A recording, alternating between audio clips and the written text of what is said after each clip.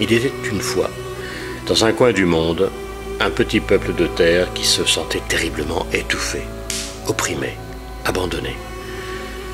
Depuis des années, il luttait pour que la vie s'améliore, devienne plus humaine, mais rien ne changeait, et semblait, au contraire, s'aggraver. Un petit homme décida de prendre la route et d'aller chercher ailleurs une vie meilleure. Il partit en criant « Qui veut venir? Quittons le pays. Allons voir si une autre vie existe. Qui vient? Sortez de vos montagnes, des plaines et des champs. » C'est ainsi que sortirent de leur cachette, de leur masure, de leur peur, des femmes, des hommes et des enfants. C'est ainsi qu'ils commencèrent à se réunir au milieu des rochers, immobiles, et décidèrent d'un plan de voyage vers là-bas, là-bas.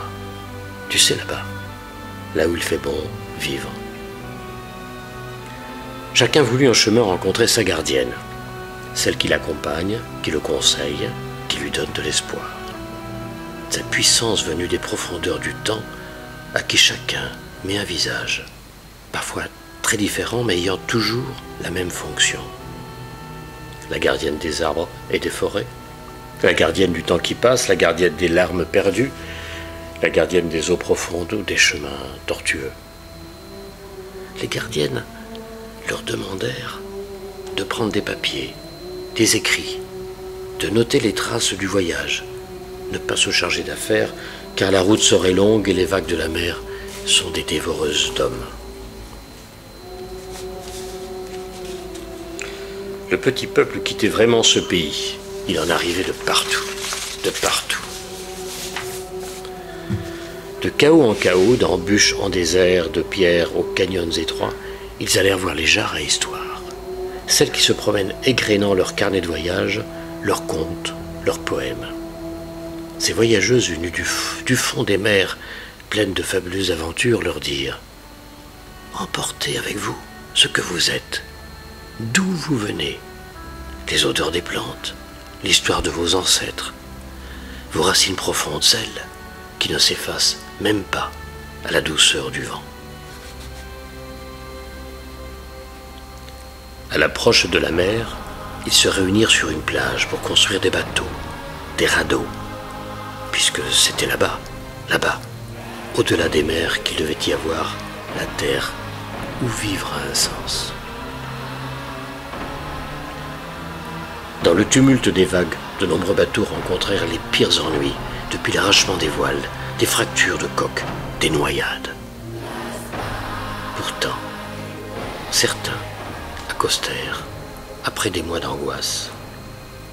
Ils accostèrent là où l'espoir, la naïveté, l'ignorance, l'espérance les envoyaient. Là, ils sentirent que l'air était doux et frais. Des musiques venaient des arbres, des gens comme eux les invitèrent à danser.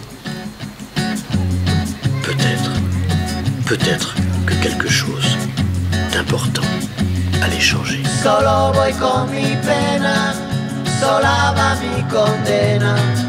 Correré mi destino para burlar la ley, perdido en el corazón de la grande Babilón.